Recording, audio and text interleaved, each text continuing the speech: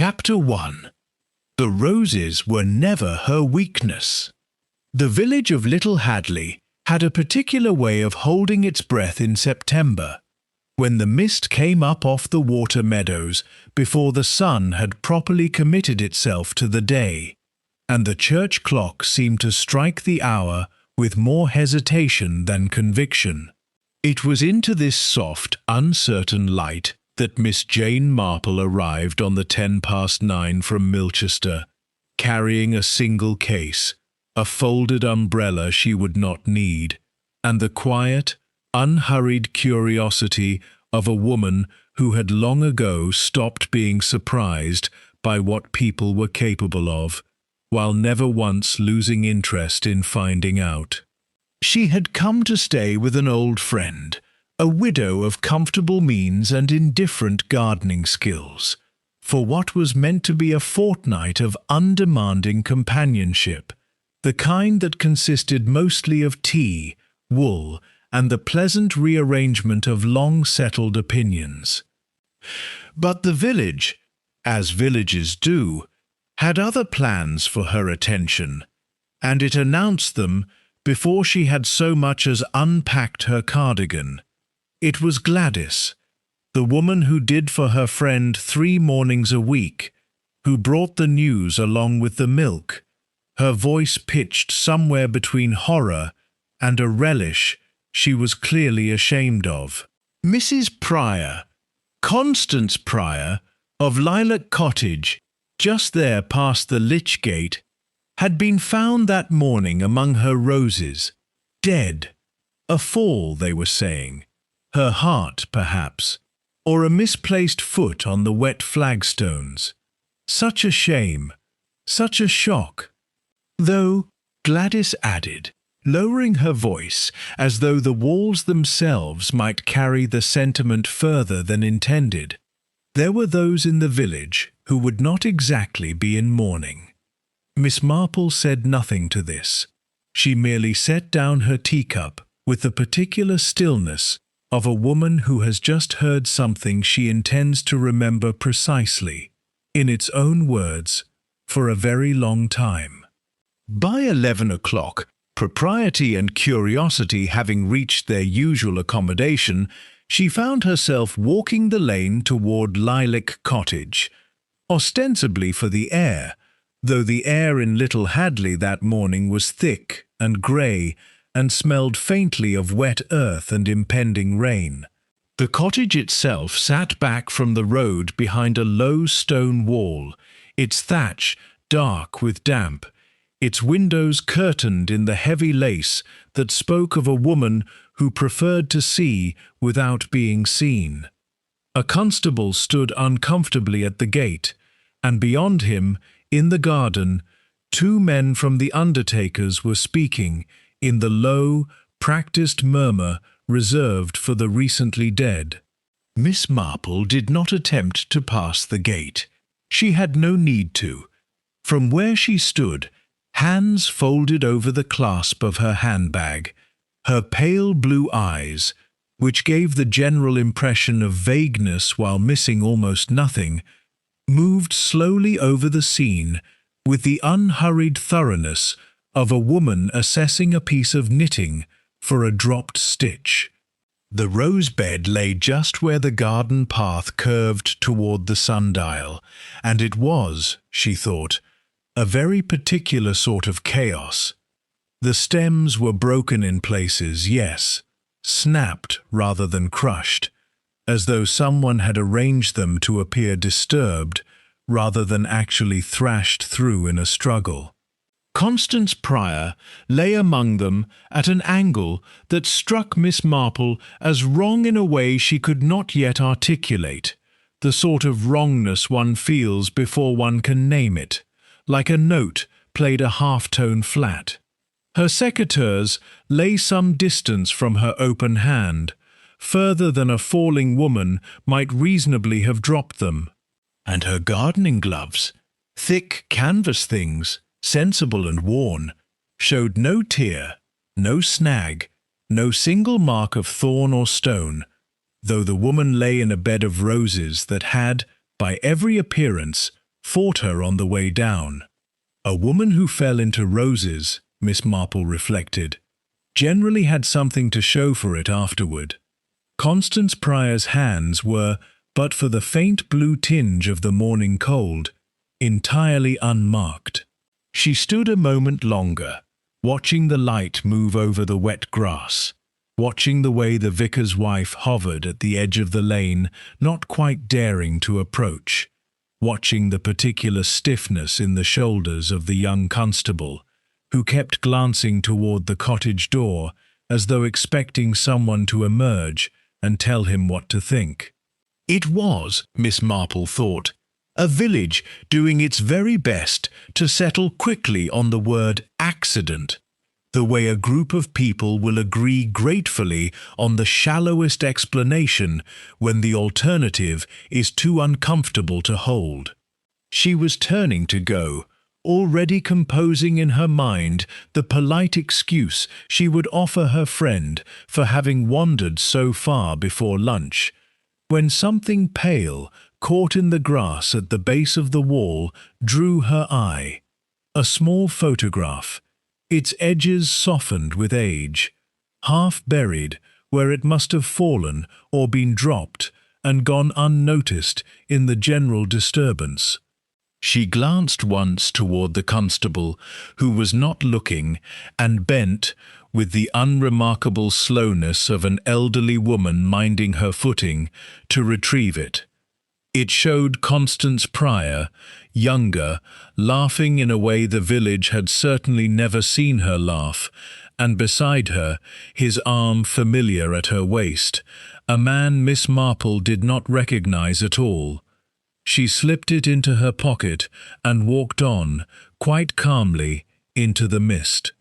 Chapter 2. A woman who watched by. Early afternoon, the rain had settled into the fine, persistent variety that the villagers of Little Hadley called nothing much, and dressed for accordingly.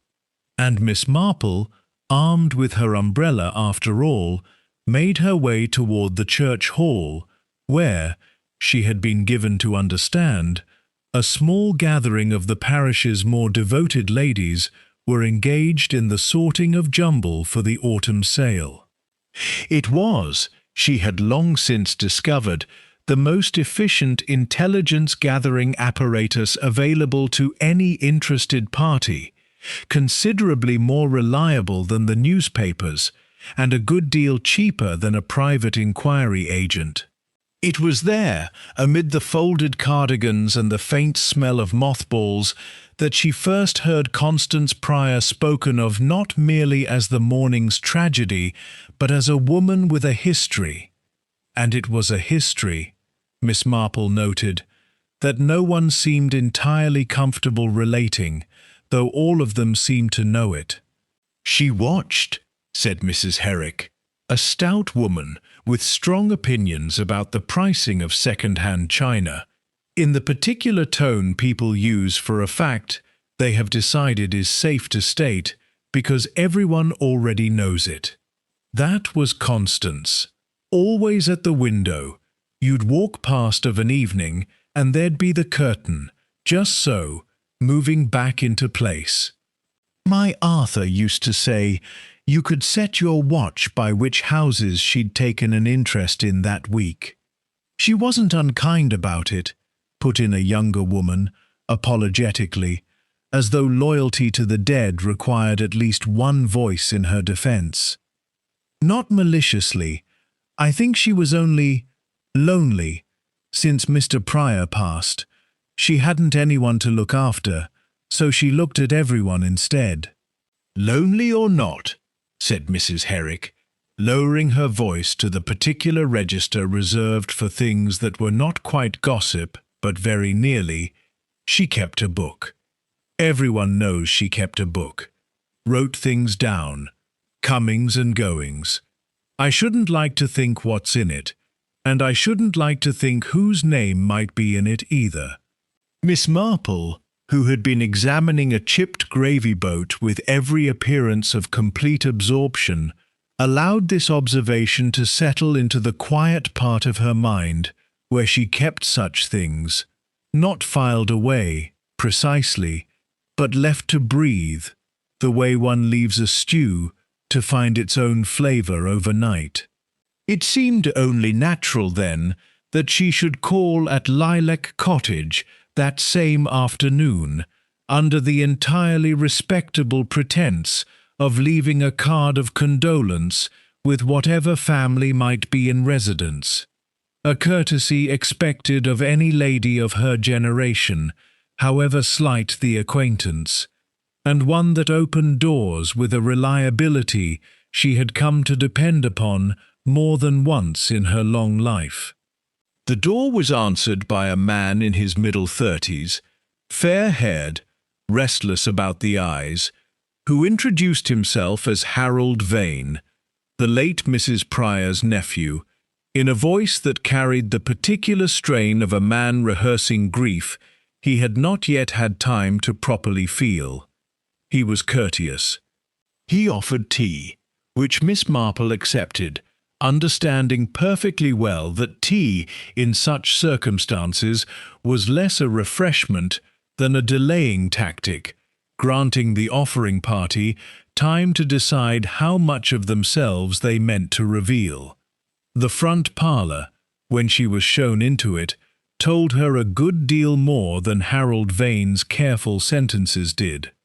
It was a room arranged for observation rather than comfort, a wing chair positioned not toward the fire but toward the window, angled so that its occupant might see the lane without being easily seen from it in turn, a small table beside it bearing spectacles, a magnifying glass of considerable strength, and a stack of the sort of correspondence that comes from parish committees and solicitors, rather than friends.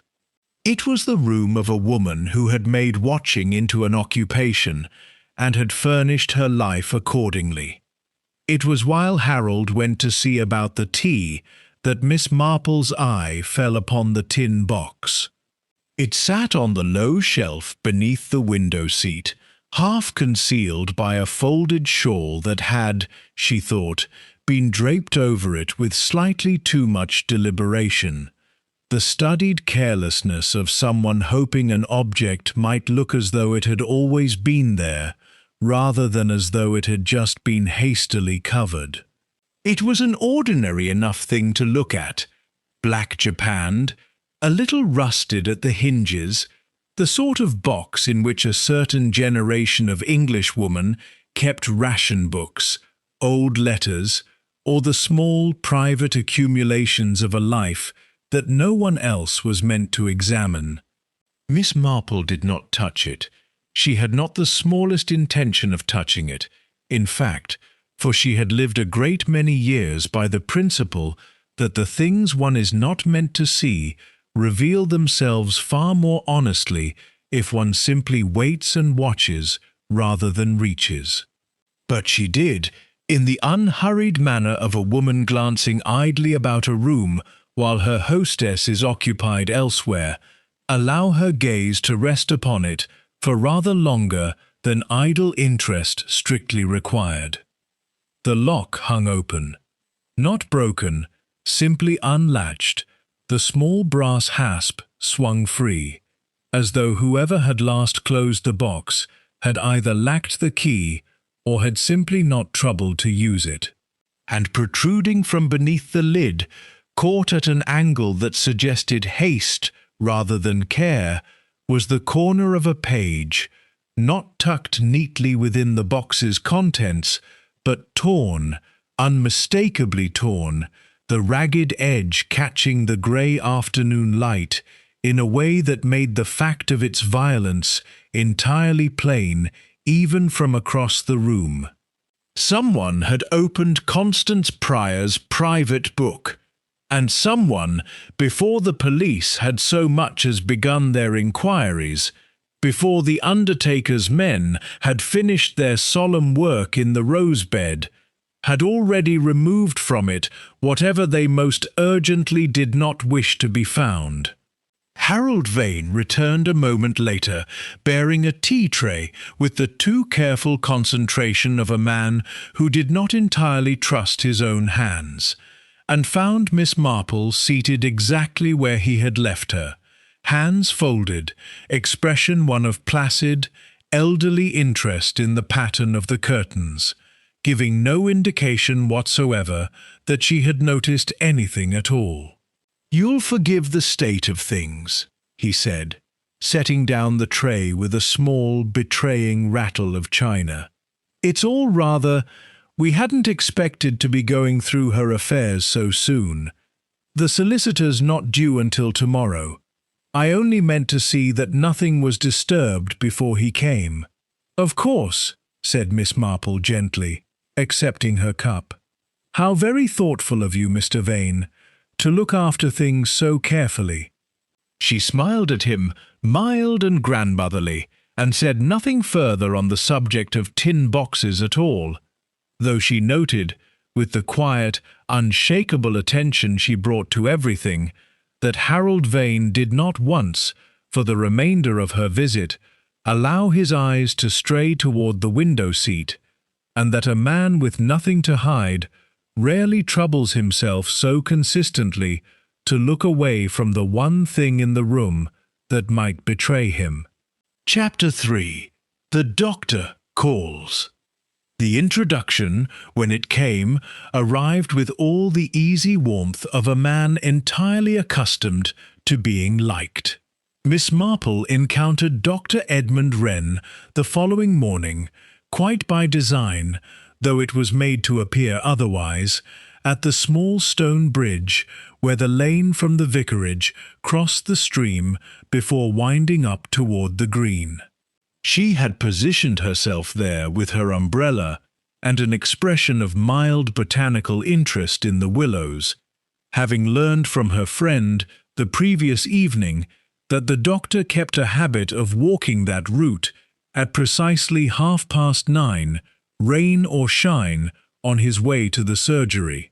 He was, she thought, watching him approach, exactly the sort of man a village builds its faith upon.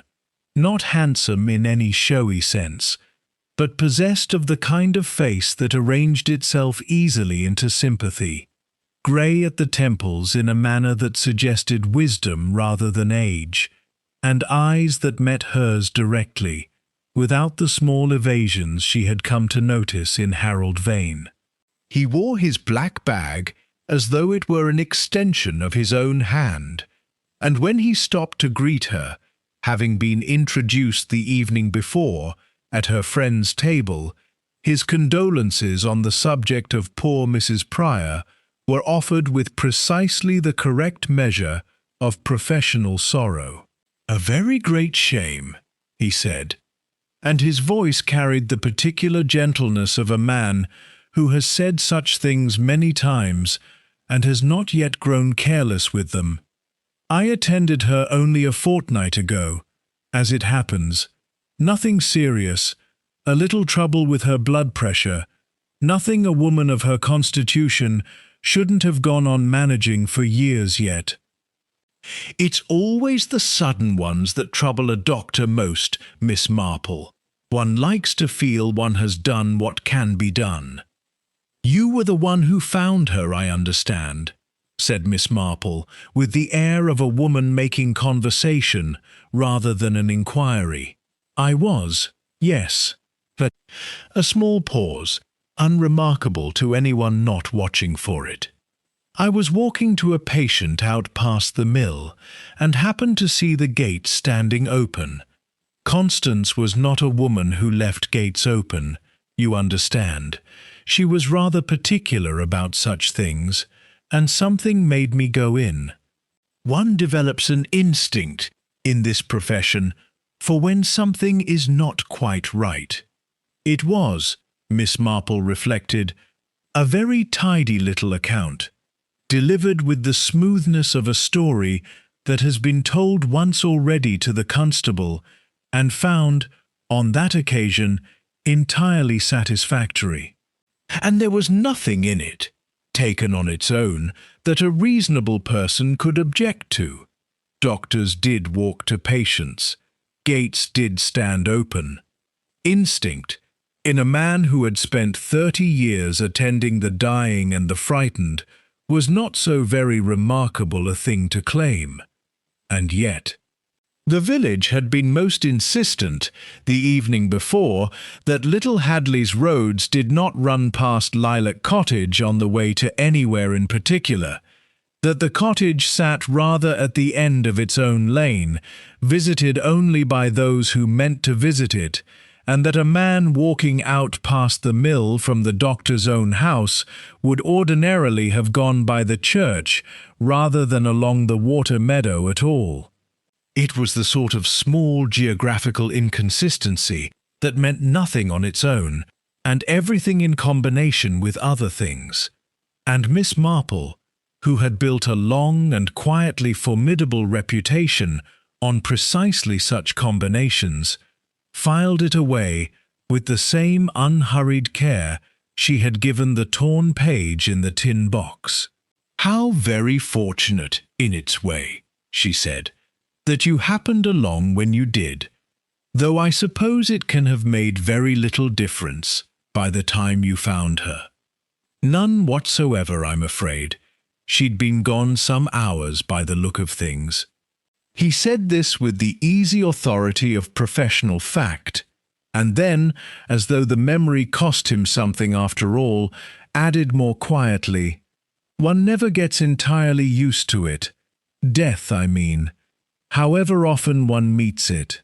"You lost your own wife, I understand," said Miss Marple, gently, watching him with the mild, unthreatening interest of an old woman who has simply heard a fact somewhere and is repeating it without particular weight.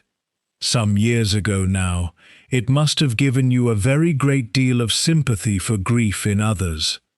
And there it was. It was the smallest thing in the world, so small that Miss Marple, had she not spent the whole of her long life cultivating precisely the sort of patient, unblinking attention that most people reserve for far more dramatic occasions, might very easily have missed it altogether. A flicker, no more than a half-second's hesitation, in which the easy warmth of Dr. Wren's expression did not so much vanish as falter, the way a well-rehearsed piece of music falters when the performer's finger finds, for one instant, the wrong key, and recovers so swiftly that an inattentive listener would swear nothing at all had happened. "Yes," he said, and his voice, when it came, had recovered its gentleness entirely. "Margaret, it's very good of you to remember. It was a long illness. One learns, I think, that mercy and grief are rather closer neighbours than people generally suppose." He smiled at her then, warm, easy, entirely composed, and made his farewells with every appearance of a man untroubled by the exchange, continuing on toward the surgery, with his black bag swinging gently at his side, pausing once to tip his hat to Mrs. Herrick, who was airing linen at her cottage window, and called out some pleasantry that made him laugh, genuinely it seemed, and well. Miss Marple remained a moment longer at the bridge, watching the water move beneath it, brown and quick with the recent rain, and found herself thinking not of what Dr. Wren had said, which had been, in every particular, exactly what a kind and grieving man might reasonably say, but of the half-second in which he had not been thinking of his answer at all, but of something else entirely, something that had risen up behind his eyes unbidden at the sound of a dead woman's name spoken beside his own. Mercy and grief, he had said, were closer neighbours than people supposed. It was, Miss Marple thought, walking on now toward the green, with her umbrella furled against a sky that had, for the moment, stopped its rain. A very curious thing indeed for a man to say of his own wife's death, unless, Somewhere beneath the careful gentleness of his profession, he had spent a great many years turning over a question he had never quite permitted himself to ask aloud: whether what he had done for Margaret Wren had truly been mercy at all, or something he had simply chosen, afterward, to call by that kinder name. Chapter 4. Gossip in the Tea Room. The copper kettle stood at the corner of the green where the war memorial cast its long shadow across the cobbles each afternoon, and it was there, among the crowded little tables and the steam of the urn, that Miss Marple understood the true business of the village to be conducted. Not in the church hall, where things were said for the benefit of being overheard, but here, in the low murmur beneath the clatter of teaspoons, where the ladies of Little Hadley permitted themselves the small, guilty pleasures of speculation they would never have owned to in daylight elsewhere. She had chosen her table with care, near enough to the window to observe the green, near enough to the counter to hear what passed between the regulars and Mrs. Latimer, who kept the place and possessed, Miss Marple had already gathered, both an excellent memory and no discernible loyalty to discretion. "Well, of course it's Harold, everyone's saying," announced a stout woman in a damp mackintosh, settling herself at the neighbouring table with the satisfaction of a woman who has been waiting all morning to say precisely this to someone new. "Debts up to his ears, that young man, and her cottage worth a tidy sum, and nobody else to leave it to. Stands to reason, doesn't it? Money's always at the bottom of these things.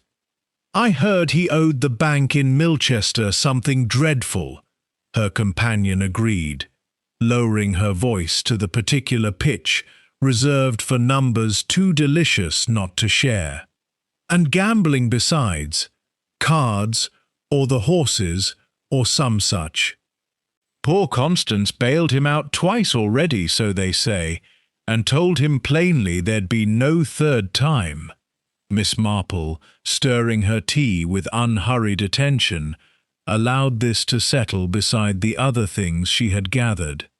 Harold's evasive eyes, his too careful covering of the tin box, his insistence that the solicitor had not yet come. It was, she reflected, a very convenient sort of guilt, the kind that announced itself so readily to a tea-room full of strangers that one began to wonder whether it had been left out deliberately, like a coat on a chair to save a seat. "Mind you," said a third voice, quieter, from the table just behind. Miss Marple recognized it as belonging to a thin, anxious woman she had seen earlier that week, arranging flowers at the church. "I shouldn't like to say a word against the vicar's wife, but there was that dreadful business over the recipe, not a week before it happened." Constance stood in the middle of the green and accused her outright of stealing her mother's seed cake receipt for the flower show, if you please, and Mrs. Aldous went quite white and hasn't been the same since. Guilt does strange things to a person's colour. "I heard she cried for an hour after," the stout woman confirmed, with evident relish. "And there's young Tom Pruitt besides, the gardener's boy, seen running from the cottage that very morning, white as a sheet, and everyone knows he had that trouble 2 years back, taking money from old Mr. Fenwick's till. Once a thief, I always say." "That's quite unkind, Doris," murmured the flower-arranging woman, though without much conviction. Miss Marple listened to all of this with the placid, encouraging attention of a woman entirely absorbed in her scone, and found herself struck, not for the first time in a long life of listening to precisely such conversations, by how very obligingly a village will construct its suspects for you, laying each one out with such generous detail that a lazier mind might simply choose the most convenient and consider the matter closed. Harold with his debts, Mrs. Aldous with her guilty colour, Tom Pruitt with his running feet, and his old half-forgotten sin. 3 separate guilts, 3 separate motives, each freely offered up over buttered scones by women who believed themselves merely passing the time. And yet it seemed to Miss Marple that a murderer clever enough to strip a woman of her spectacles before laying her among the roses, careful enough to leave her gloves unmarked, patient enough to remove a single page from a locked tin box before the police had so much as arrived, such a person was unlikely to have left themselves so visible a trail of grievance for the whole village to chew over with its tea. Guilt, in her long experience, rarely announced itself so loudly. It was far more often the quiet ones, the ones who said almost nothing at all, who bore the closest watching.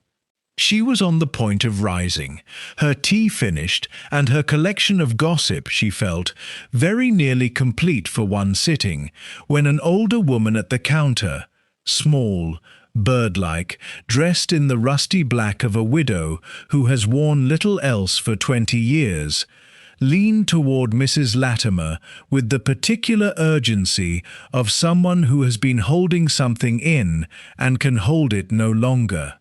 "I saw her, you know," the woman said, very low, though not so low that Miss Marple, whose hearing had never once been credited with the vagueness of the rest of her, failed to catch every word. "Constance, Tuesday last, at the chemist's, buying nothing at all, just standing by the counter, reading the labels on the bottles like she meant to memorize them. And she said to me, I shan't forget it, she said, I've finally worked it out, Ada, about the medicine. I always wondered, and now I know." "Worked out what, for heaven's sake?" asked Mrs. Latimer, pausing with a cup halfway to the shelf. But the old woman, Ada, evidently, seemed suddenly to hear her own words as though from a great distance, and her face, which had been bright with the pleasure of a secret about to be shared, closed over all at once like a door drawn quietly shut. She glanced toward the window, toward the green, toward the grey shape of the surgery visible beyond the chestnut trees, and when she spoke again, her voice had dropped to almost nothing. "I oughtn't to have said, it's not my business, whatever it was. Constance always did like to make more of things than there was to make." She gathered her basket with hands that were not quite steady. Poor soul! Whatever it was she thought she knew, I'm sure it's died with her, and best it stays that way. She left the tea-room without finishing her tea, the little bell above the door jangling behind her into a silence that Miss Marple found, on the whole, considerably more eloquent than anything that had been said all morning. For it is one thing for a village to gossip freely about debts and quarrels and old forgiven sins, and quite another for a frightened old woman to swallow, mid-sentence, the one true thing she had actually seen. Chapter 5. The Nephew's Debts. Harold Vane occupied 2 rented rooms above the ironmonger's on the Milchester Road, a fact Miss Marple gathered without difficulty from her friend, who possessed the sort of comprehensive knowledge of everyone's living arrangements that comes naturally to a woman who has spent 40 years arranging flowers for other people's funerals. It seemed a modest address for a man expecting, however unwillingly, to inherit a cottage and its contents, and Miss Marple found herself wondering, as she climbed the narrow stair the following afternoon, whether modesty had been forced upon him or merely chosen as a temporary economy against better days to come.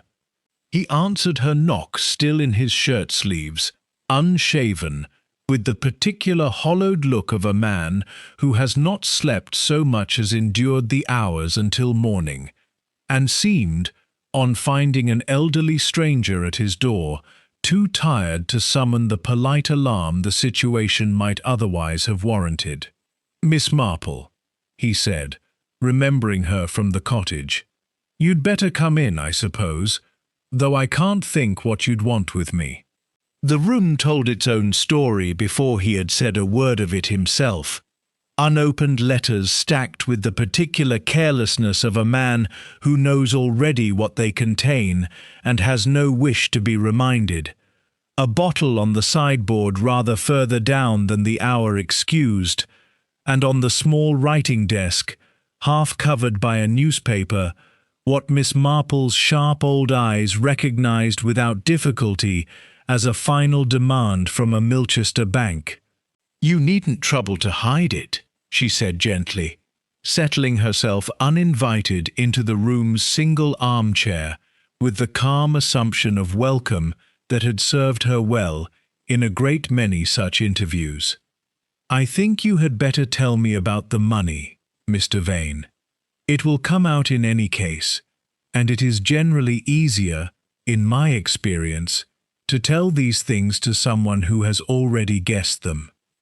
Harold Vane looked at her for a long moment, and then, with the sudden collapse of a man who has been holding a weight too long alone, sat down heavily on the edge of his unmade bed and told her everything, in the rushed, tumbling manner of confession finally permitted to arrive.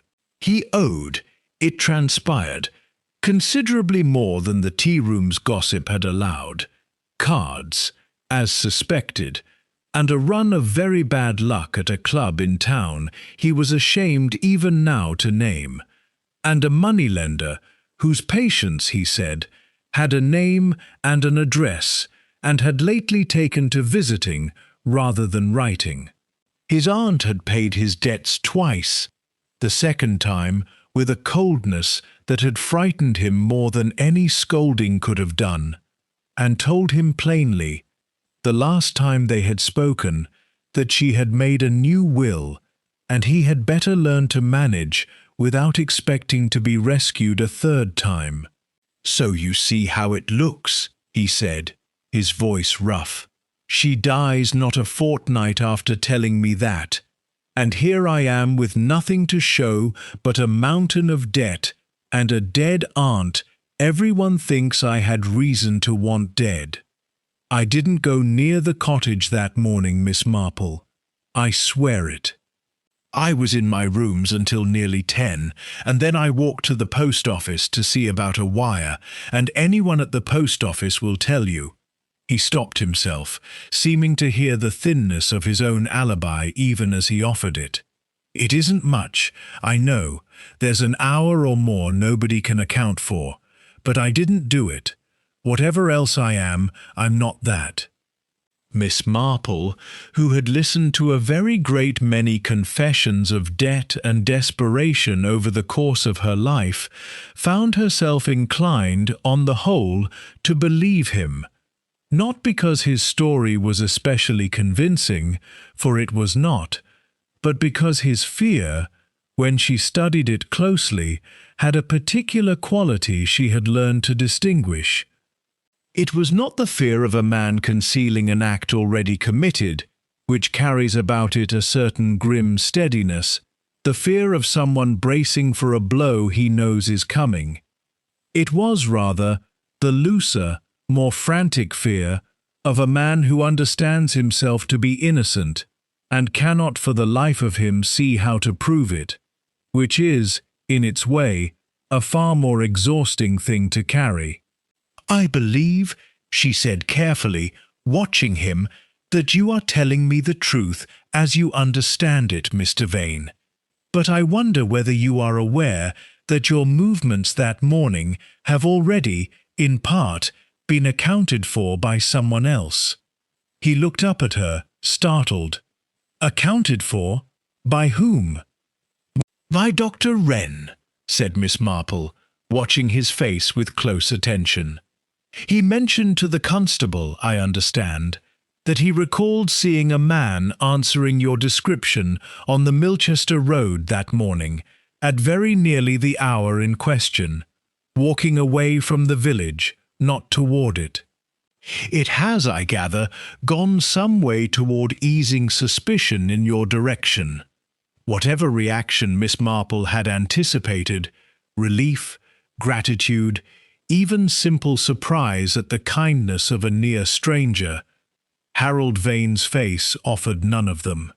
Instead, for the briefest instant, something crossed his features that she could only afterward describe, turning the moment over in her mind that evening as confusion, the particular, unguarded confusion of a man being handed an alibi he does not remember earning. Did he?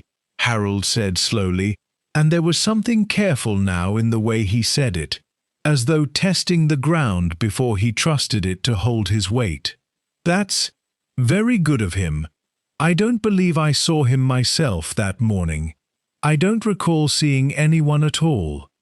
He recovered himself almost at once, murmuring something about a doctor noticing what a distracted man might easily miss, and Miss Marple allowed the subject to pass, thanking him for his time and taking her leave with every appearance of an old woman satisfied that her curiosity had been indulged. But she walked back toward the green that afternoon, turning the exchange over and over in her mind, and found she could not set it down. For it was one thing for a doctor, kind and observant by profession, to have genuinely glimpsed a troubled young man on a country road, and mentioned it in his neighbour's defence out of simple decency. It was quite another for that same young man, when told of the kindness, to show not gratitude, but the unmistakable bewilderment of someone being offered an account of his own morning that did not match the one in his memory at all. And Miss Marple, who had built a long life upon noticing precisely such small, unmatched seams in the fabric of other people's stories, found herself wondering, with a growing and not entirely comfortable interest, why a man so gentle, so evidently respected, so entirely unconnected to Harold Vane's troubles, should trouble himself to manufacture an alibi for a man he barely knew. Chapter 6. The Vicar's Wife. The vicarage garden at Little Hadley was the sort of garden that had been planted with hope some 30 years before, and maintained since with rather less of it. And it was there, among the leggy delphiniums and a lawn gone soft with moss, that Miss Marple found Mrs. Aldous on her knees in the wet grass, ostensibly weeding, though she had been, by the look of the small undisturbed patch before her, kneeling in the same spot for a very much longer time than the task required. She was a slight woman, prematurely grey, with the particular pale, papery look of someone who has not been sleeping, and when she glanced up and saw who had come through the gate, her face performed the swift, unhappy calculation of a woman deciding whether flight or courtesy was the more bearable option. Courtesy won, as Miss Marple had rather thought it would. "You've come about Constance," Mrs. Aldous said, before any pretence at other business could be offered, and there was something almost like relief in saying it plainly, as though the alternative, continuing to circle the subject in polite half-sentences, had become more than she could bear. "Everyone has come about Constance, one way or another. I suppose you've heard about the recipe." "I have heard something of it," Miss Marple admitted gently, settling herself, with the vicar's wife's murmured permission, onto the low garden bench. "Though I find that the things one hears second-hand are so very rarely the whole of a matter. Mrs. Aldous sat back on her heels, her hands, Miss Marple noticed, trembling very slightly where they rested on her knees, and began to speak in the rushed, unburdening manner of someone who has been waiting, without quite admitting it to herself, for exactly this opportunity to be asked. It wasn't about a recipe at all, not really. That was only the shape it took, in the end, because it's easier to quarrel over a seed cake than over what one actually means. Constance said, in front of half the green, that I'd stolen her mother's receipt for the flower show and passed it off as my own, and I said something back I've regretted every hour since. I told her that a woman who spent her whole life watching other people's business through a window had no right to accuse anyone of taking what wasn't hers. Her voice caught, and 3 days later she was dead, and I have thought of nothing since but that I was the last unkind thing that ever happened to her. Grief does like to apportion blame, said Miss Marple, with the particular gentleness she reserved for guilt that had attached itself to the wrong object entirely. And it is very often easiest to blame oneself for the small unkindness one remembers, rather than to sit with the larger cruelty one cannot name at all. I do not think, Mrs. Aldous, that a quarrel over a seed cake killed your neighbour. I think you may set that particular burden down. The younger woman looked at her with an expression of such naked gratitude that Miss Marple felt, not for the first time in this business, the small private ache of being trusted with a confidence she had not entirely earned, and it was perhaps this softening, this loosening of the guard Mrs. Aldous had been holding since the moment of Constance Pryor's death, that led her to add, almost as an afterthought, the detail that would prove, in the end, to matter a very great deal more than anything else she said that afternoon.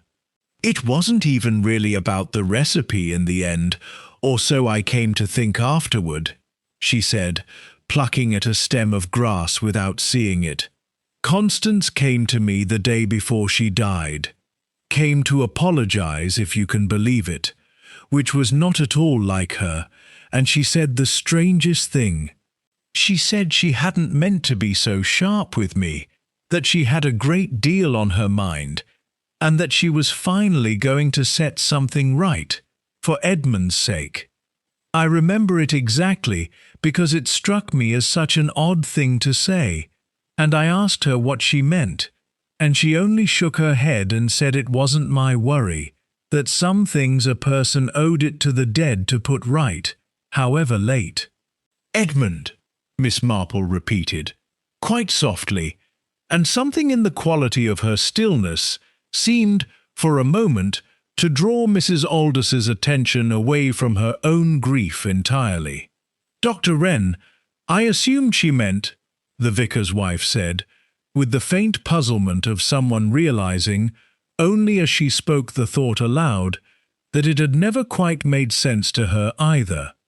Though I couldn't think what business of Constance's it could be, what he owed anyone, he's been nothing but kindness itself since his wife died, sat up with old Mr. Fenwick 3 nights running when he was failing, never asks the poorer families in the parish for a penny more than they can spare.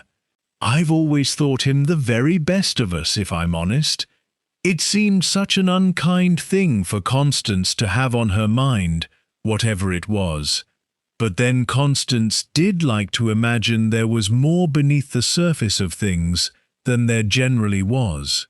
Miss Marple said nothing further on the subject, thanking Mrs. Aldous with warm sincerity for her time, and leaving her, at last, to her weeding and her slowly lightening conscience.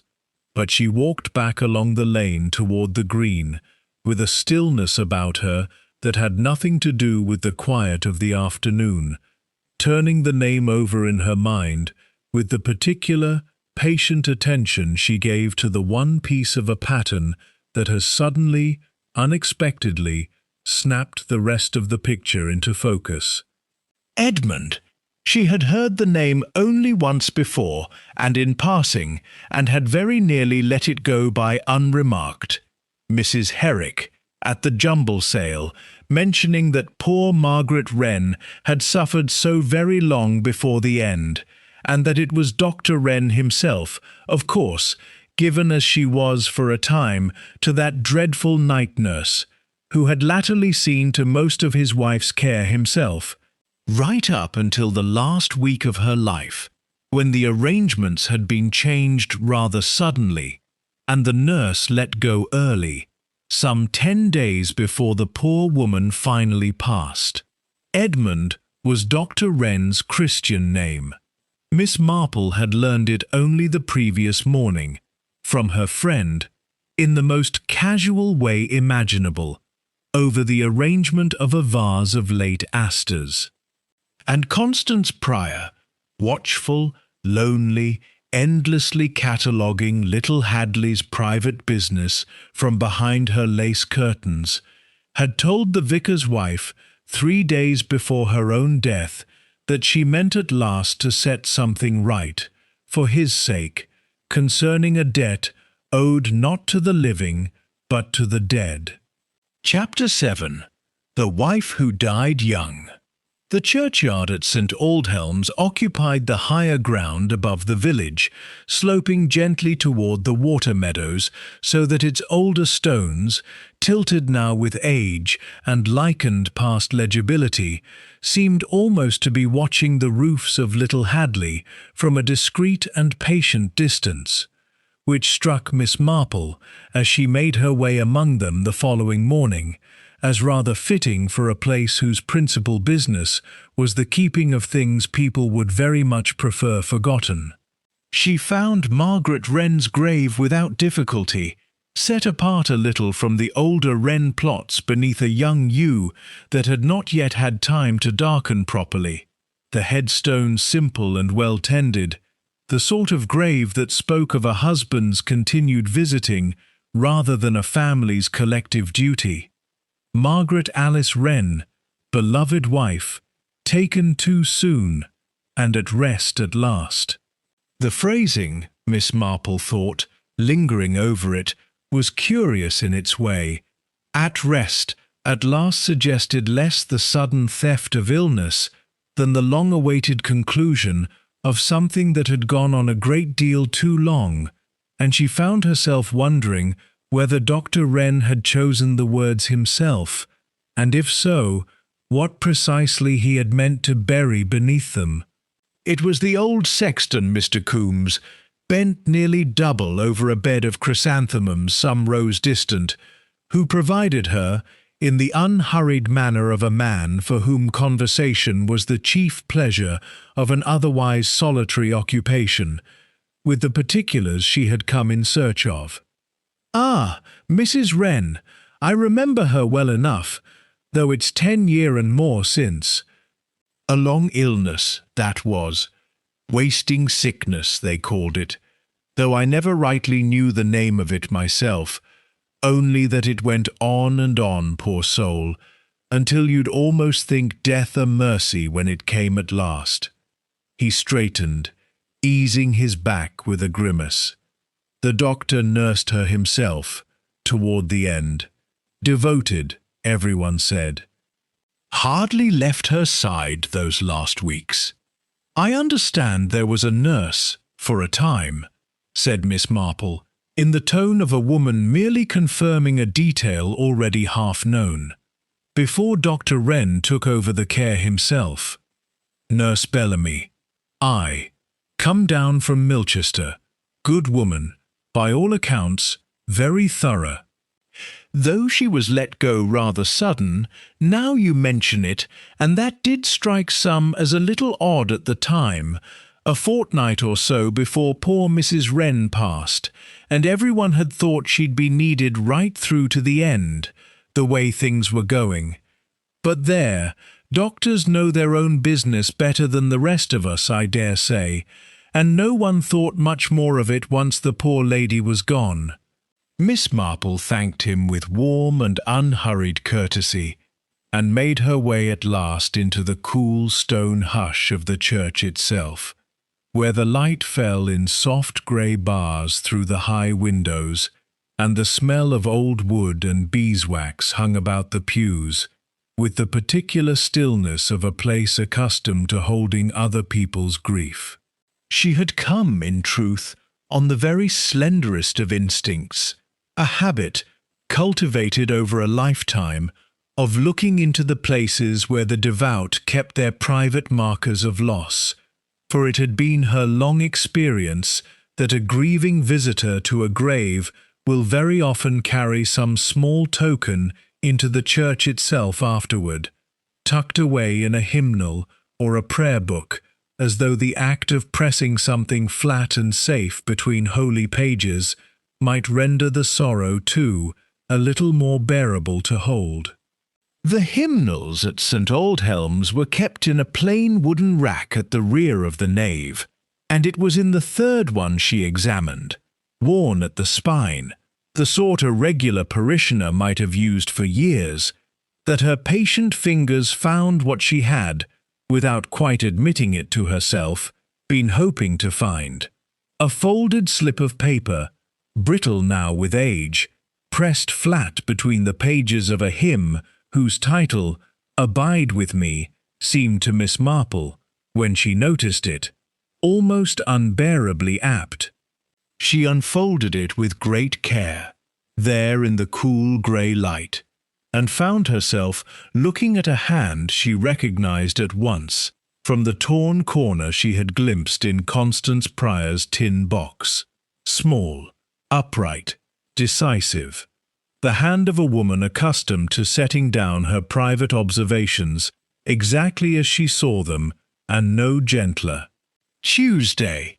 Saw the night nurse leave by the front gate this evening with her bag packed, though Margaret is no better than she was a fortnight since, if anything worse. Odd that E. should send her away now, of all times, when surely the need is greatest.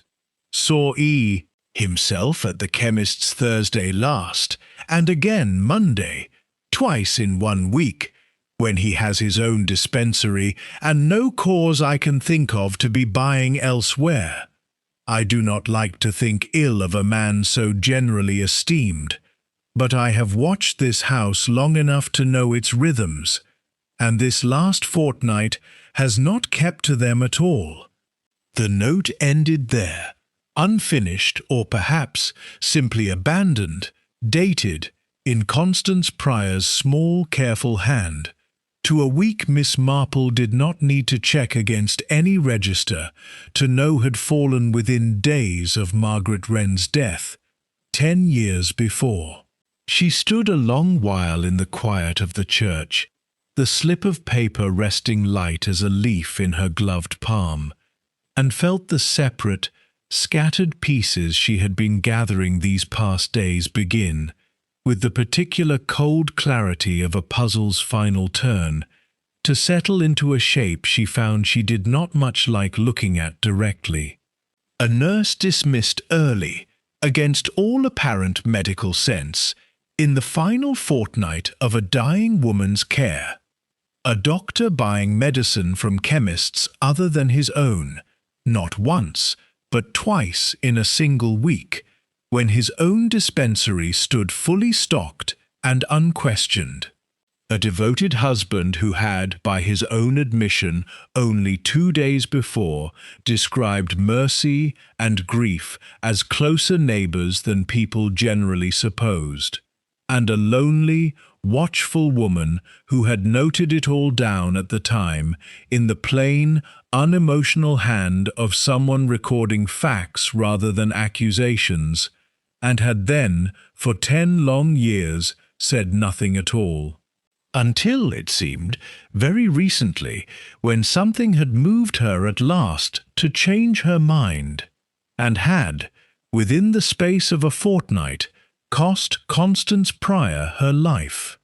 Miss Marple folded the note away with great care into her handbag and stood a moment longer beneath the high grey windows of St. Aldhelm's, listening to the silence of the church settle back around her, and thought, with a sorrow she had not expected to feel so keenly for a woman she had never once met in life, that Constance Pryor had spent 10 years watching her neighbour's grief from behind a lace curtain before she had finally understood that what she was watching was not grief at all, but something considerably more carefully arranged. Chapter 8. Foxglove. It was the compost heap in the end that told her the truth of it, which struck Miss Marple, walking back down from the churchyard in the thin, washed-out sunlight of early afternoon, as entirely fitting, for she had long held the private conviction that a garden reveals a great deal more about its owner's final days than any room in the house besides, if only one is willing to look at the parts of it that have been left to rot. She had not gone to Lilac Cottage with any particular purpose beyond a wish to see the rosebed again in daylight less hurried than her first grim glimpse of it, and had found, with some relief, that no one was about. Harold, it seemed, having gone into Milchester on some business connected with the solicitor, and the constable's watch having been quietly withdrawn now that the village had settled, with evident gratitude, upon the comfortable word accident. It gave her leave to walk the garden path at her own unhurried pace, examining the broken rose stems once more, the flattened grass, the small sundial that stood, its bronze gnomon green with age, some 6 feet from where Constance Pryor had been found. It was at the far end of the garden, past the vegetable beds gone leggy with neglect, that she came upon the compost heap, tucked discreetly behind a screen of hazel, and it was there, turning over the top layer of clippings with the tip of her furled umbrella in the manner of a woman merely curious about a neighbour's gardening habits, that she found the foxglove. It lay wilted now, several days old, its tall purple-spotted stems cut cleanly near the base rather than pulled or broken, the sort of cutting a careful gardener makes with proper shears.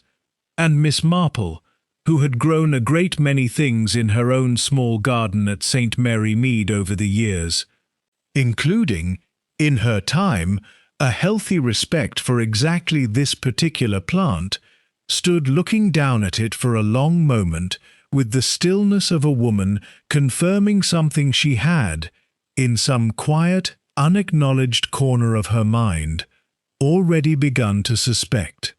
For Constance Pryor did not grow foxglove.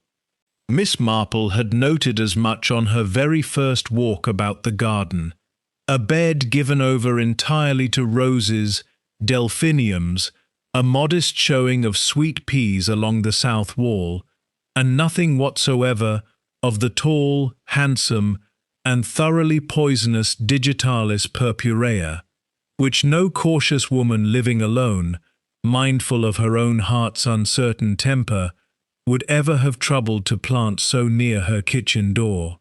Someone had brought it into this garden, cut it, and disposed of the evidence of having done so in the one place a busy household might reasonably overlook for days, and Miss Marple, standing very still among the hazel with the wilted purple bells at her feet, found the last several pieces of a very ugly picture settling at last into their proper places. A woman found among broken roses, her gloves unmarked by any thorn, lying at an angle that had never once looked, to Miss Marple's careful eye, like the angle of a genuine fall. A doctor first upon the scene, by his own account walking a road that led nowhere he had any true business going. Foxglove, capable as any country doctor would know better than most, of stopping an elderly heart with a swiftness that might easily be mistaken, by anyone not looking closely, for the natural failing of age. Administered, perhaps, in tea or in some small kindness offered at the door, and the body arranged afterward among the roses with just enough disturbance to the stems to suggest a fall that had, in truth, never happened at all. It explained, too, the tin box standing unlatched with its telltale torn page, for a man let into the cottage under some pretext of neighbourly concern, and left alone in it for even a few unwatched minutes, while his hostess grew slower, quieter, less able to object, would have had ample opportunity to find what he had come to find, and remove it before anyone else arrived to notice it was ever there. And it explained, she thought, the teacup she had glimpsed on her very first visit, sitting still unwashed upon the kitchen dresser. 2 cups, she now recalled with a small cold jolt of memory, when the household register kept by the Daily Woman had listed no visitor for Constance Pryor that whole last morning at all. She stood a while longer among the hazel, turning the wilted stems over once more with the tip of her umbrella, arranging in her mind the whole quiet architecture of the thing, the watching woman who had finally understood, after 10 patient years, what she had truly seen the week Margaret Wren died. The notebook that had recorded it long before she had known what to call it, the gentle, universally beloved doctor who had spent a decade building, stone by careful stone, the character of a man entirely incapable of what Miss Marple now believed, with a sorrow she found surprisingly heavy for a crime not yet a week old, he had in fact done twice. It was as she straightened at last, easing the small ache in her back that came, these days, with too much stooping among garden beds, that she became aware of being watched. She turned and found Dr. Wren standing quite still at the churchyard wall some 50 yards distant, where the lane from the surgery cut across the corner of the burial ground on its way down toward the green, his black bag in his hand, his hat in place against a sun that had, for the moment, broken weakly through the cloud, and his face, when her eyes met his across the still autumn air, wearing none of the easy warmth she had grown accustomed to seeing there. He did not wave or call out some pleasant remark about the fine turn in the weather, as a man with nothing on his mind might easily have done. He simply stood, unmoving, his gaze resting upon her with a stillness that had in it something Miss Marple could only describe, turning the moment over later that evening in the privacy of her own thoughts, as the particular quality of a man watching another person arrive, step by careful step, at a conclusion he had long ago accepted someone eventually would, and finding, now that the moment had come at last, that he was not entirely certain whether what he felt at the sight of her was dread, or something disconcertingly close to relief. Neither of them moved for a long moment. Then he inclined his head to her, slowly, with the grave courtesy of a man acknowledging a guest at a door he has been expecting, and turned, without a word, back down the lane toward his surgery, leaving Miss Marple standing alone among the wilted foxglove, with the certain, uncomfortable knowledge that whatever conversation was to come between them now, they had both, in that single silent exchange across the churchyard wall, already agreed that it could not much longer be postponed.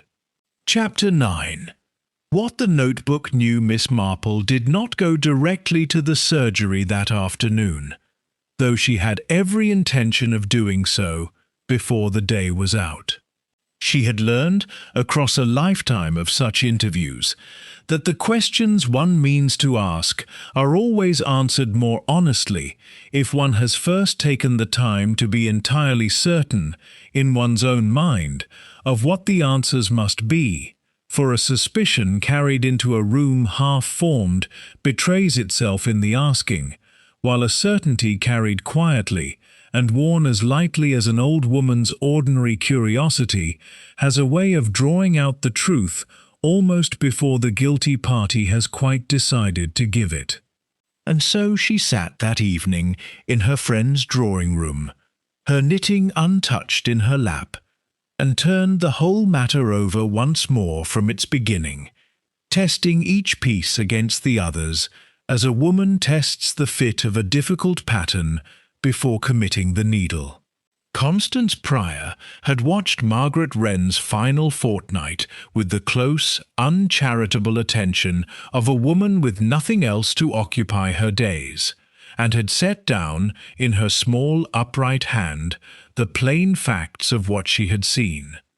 A nurse dismissed before her usefulness was spent, a doctor buying from chemists that were not his own, a household whose rhythms had, in that last fortnight, gone suddenly and inexplicably strange.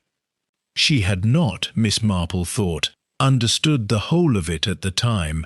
10 years is a long while for even the most watchful woman to sit upon a suspicion half-formed, uncertain whether what she had seen was evidence of a husband's desperate mercy or of something she lacked the vocabulary or perhaps simply the courage to name outright.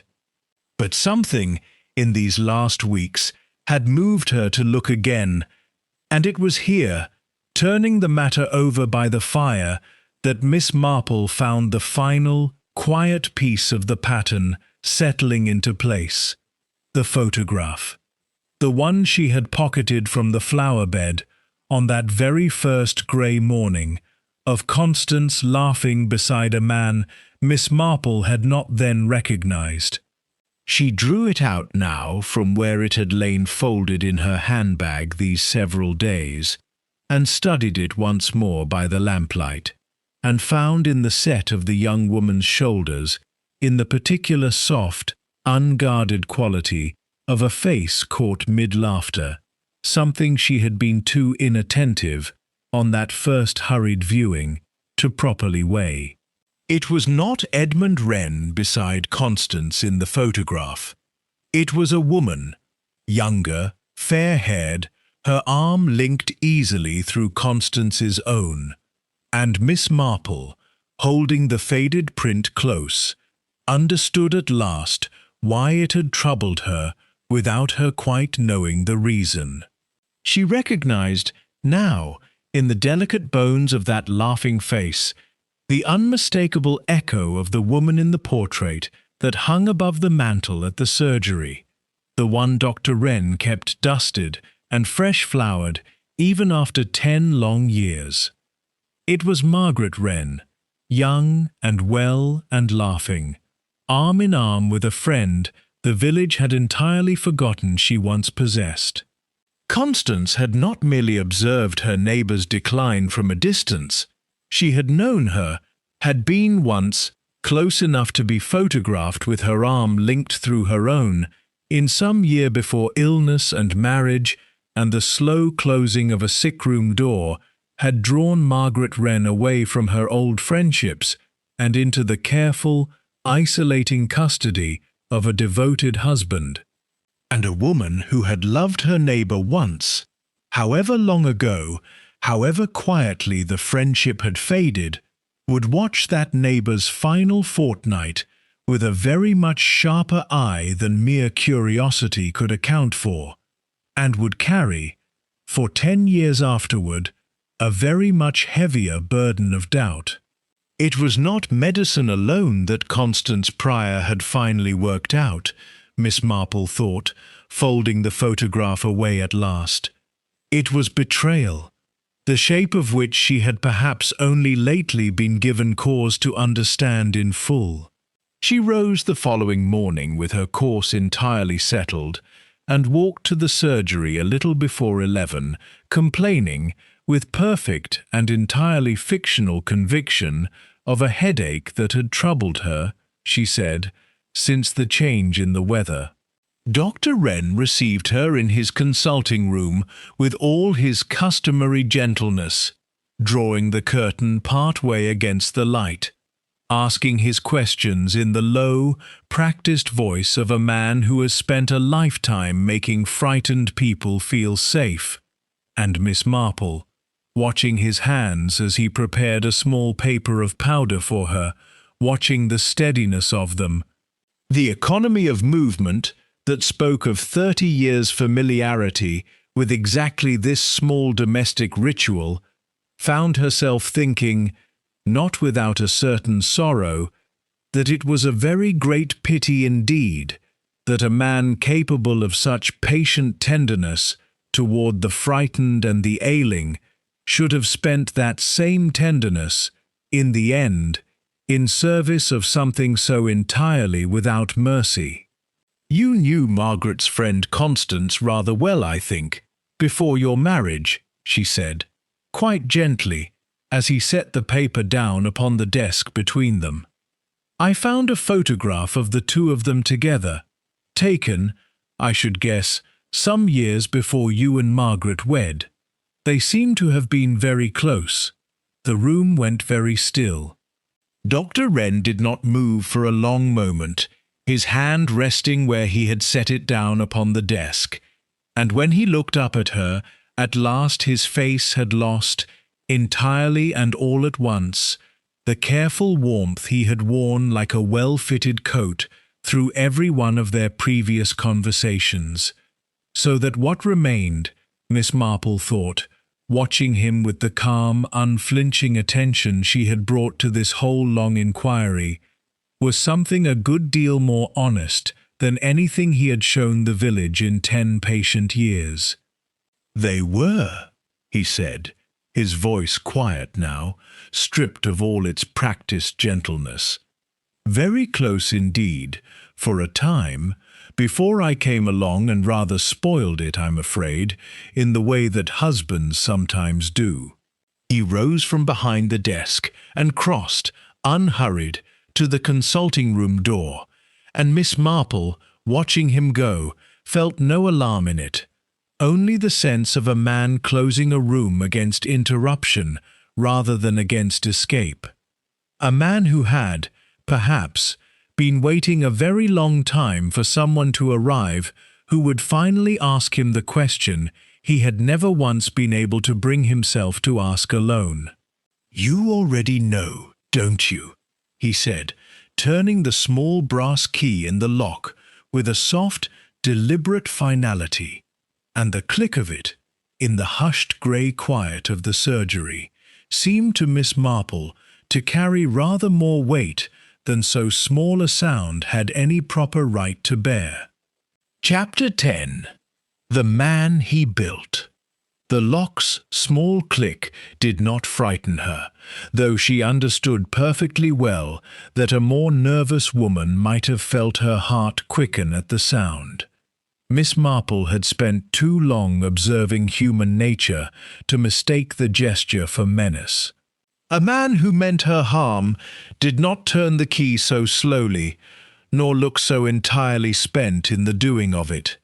He had locked the door, she thought, not to keep her in, but to keep the rest of the world out a little longer, to buy himself, perhaps, the last few private minutes he would ever have, as the man little Hadley believed him to be.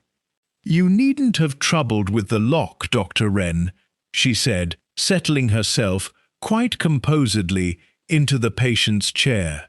"I have no intention of going anywhere until you've told me the truth. I think, in fact, that you rather wish to tell it."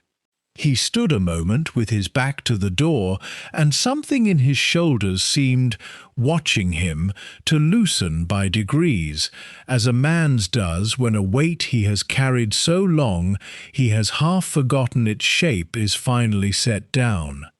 10 years, he said, at last, coming to sit heavily in the chair behind his desk, of being told what a good man I am. Do you know, Miss Marple, I believed it myself. Most days, one can build a self out of other people's kindness, if one is patient enough and careful enough, and sits up often enough with dying old men who have no one else to sit with them. I told myself the goodness was real because the good I did was real. I never let myself ask what it had been built upon. Margaret, said Miss Marple, gently, and watched him flinch, very slightly, at the name. Margaret, he agreed. You'll have worked out the shape of it already, I think, or you wouldn't be sitting there so calmly. I loved her, Miss Marple. I want that understood before anything else is said, because it was true once, and truly said is the only kindness I have left to offer her memory. I loved her, and I watched her die by degrees for the better part of 2 years. And there is a particular exhaustion that comes with that kind of watching that I don't believe anyone who hasn't lived through it can properly imagine. It hollows a person out. It makes a man capable of things he would never have believed himself capable of in the beginning. He was quiet a moment, his hands folded on the desk before him, and Miss Marple, who had learned long ago the value of silence in drawing out a confession that wished, in truth, to be given, said nothing at all and waited. The illness would not have taken much longer, he said finally. A month, perhaps 6 weeks. But she was in such pain by the end, Miss Marple, such pain, and there was nothing left that medicine could honestly do for her but manage the worst of it and wait. I told myself, when I finally did it, that it was mercy, that I could not bear to watch her suffer 1 more week when I had it in my power to end the suffering cleanly. I have told myself that, in fact, every single day for 10 years, and it has very nearly worked. But it was not only mercy, said Miss Marple quietly. Was it? He looked at her, and something in his face, some last thin membrane of pretense, gave way entirely. No, he said, it was not only mercy. Constance's friend Eleanor. There was someone, Miss Marple. Not Constance herself, whatever the village may have half suspected in its uglier moments, but a woman in Milchester I had known before the war, and had begun, God forgive me, to see again in those last dreadful months, when I was so tired and so frightened and so entirely unable to bear the person my own marriage had turned me into. Margaret found out. 10 days before she died, she found a letter, and she was too weak by then to shout at me, too weak even to weep properly, but I saw it in her face, the understanding of what I was, underneath all the tenderness I performed for her at the bedside every night. And I could not bear to be seen like that. Not by her, not by the one person whose good opinion I had ever truly wanted to keep. His voice had dropped very low. I dismissed the nurse because I did not want a witness to how quickly the end came, once I had decided it should come. I told myself, even then, that I was sparing Margaret further suffering. I have never once, in 10 years, been entirely certain I was not simply sparing myself further shame. And Constance saw it, said Miss Marple. Not all of it, perhaps, not at the time, but enough to write it down, and to wonder, and to carry that wondering quietly for 10 years. the way a lonely woman carries all the small, unexplained things she notices, without quite knowing what to do with them. "She came to see me," Wren said, "a fortnight before she died. I did not know then that she meant to say anything at all. I thought she had come about her blood pressure, as she often did, and I gave her the same easy warmth I gave everyone, and she sat there in that very chair you're sitting in now, Miss Marple, and told me, quite gently, that she had been going through some old letters of her own, sorting her affairs as an elderly woman does, and had come across a note she'd written to herself the week Margaret died, and that reading it again after so long had made her understand, at last, what she had actually seen that fortnight, rather than what she had allowed herself to believe at the time out of simple neighbourly kindness. She said she thought I ought to know that she meant to set it right. Not out of malice, she was very clear about that. She bore me no ill will, she said. But because she had carried the not knowing so long, it had become its own kind of dishonesty, and she was too old now to go on being dishonest, even by silence. She meant to write to Margaret's sister. That was all. Not the police, just the sister, who had never been told the whole truth of how her sister died, and who Constance felt deserved, at last, to know it. "And you could not permit that," said Miss Marple. "I told myself I could not permit it," he said, and his voice, for the first time, cracked entirely. "I told myself the village needed the man I had built more than it needed the truth of what I had once done, that the good I had gone on doing since, the nights with Mr. Fenwick, the families I never charged, the whole careful architecture of decency I had spent 10 years constructing, was worth more, on balance, than one old woman's need to unburden a 10-year-old grief to a sister who had long since made her peace with it. I believed that, Miss Marple, for almost a fortnight, and I am not at all sure I don't believe some poor remaining part of it still. That is the worst of it. That is the thing I cannot forgive in myself even now. Not simply that I did it, but that some part of me still reaches, even in the telling, for the excuse."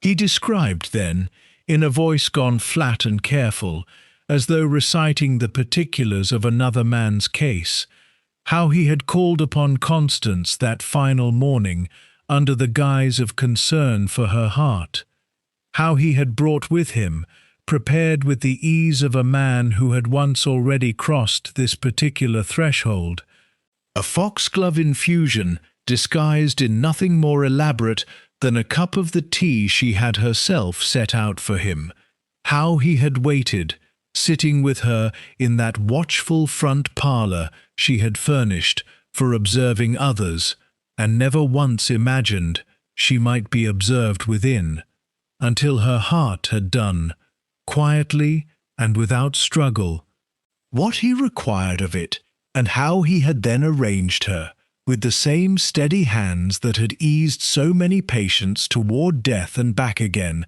among the roses she had been tending, and let himself into the tin box he had watched her lock so many times over so many years, and torn free the single page that named him.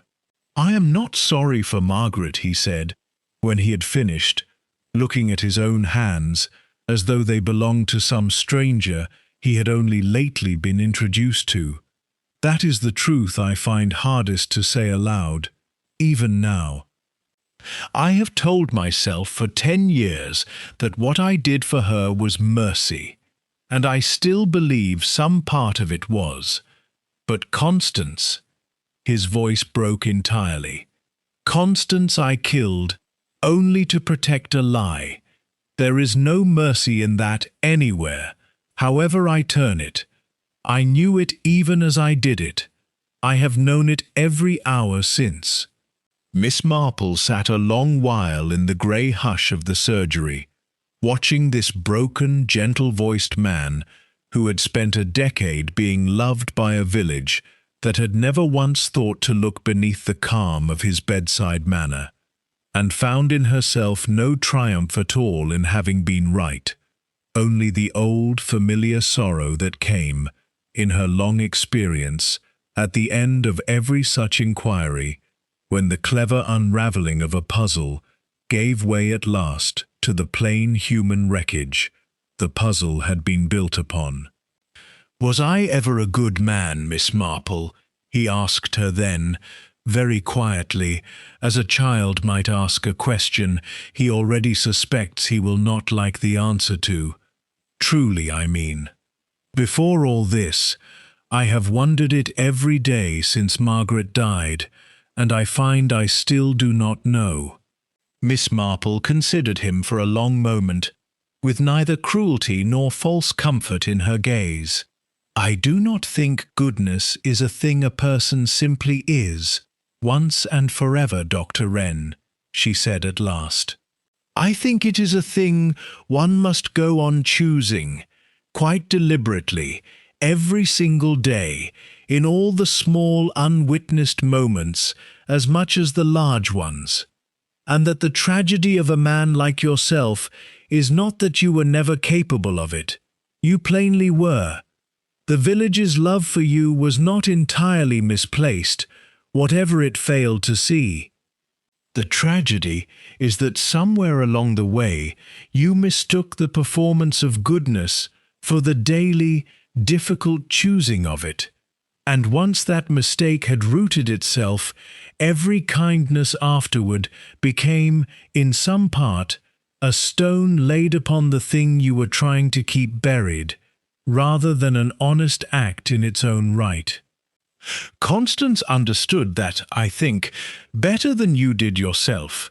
She watched you build the man you wished to be seen as, and she was, in the end, the only person in Little Hadley brave enough to ask whether the man beneath it had ever truly become him.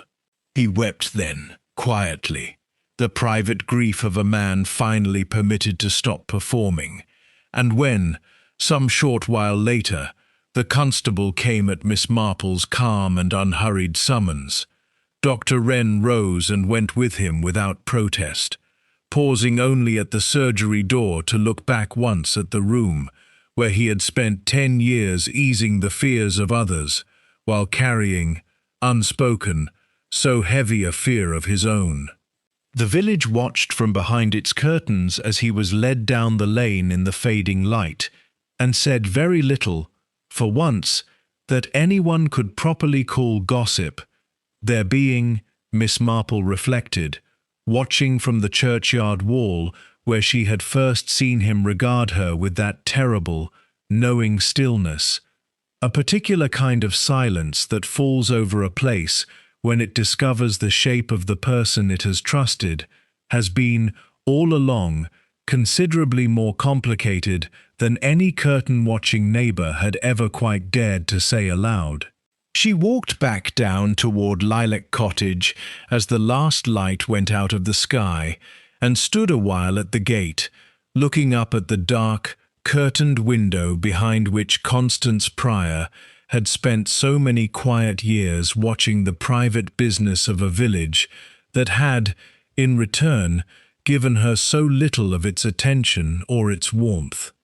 It seemed to Miss Marple, standing there in the deepening blue of the evening, that there was a particular sorrow in a woman who sees everyone so clearly and is seen by almost no one at all, and a particular justice, however late and however costly, in the fact that it was precisely this unregarded watchfulness, this quiet, unloved habit of noticing, that had in the end undone a man the whole village had never once thought to look at closely. Truth, she thought, walking on into the gathering dark, has a way of waiting patiently in locked boxes and pressed hymnal pages and compost heaps behind garden walls, for someone willing enough and humble enough to go looking for it. And deception, however carefully built, however long sustained by the world's ready willingness to believe in gentle faces, is never, in the end, quite as safe a house to live in as the frightened heart that built it always hopes.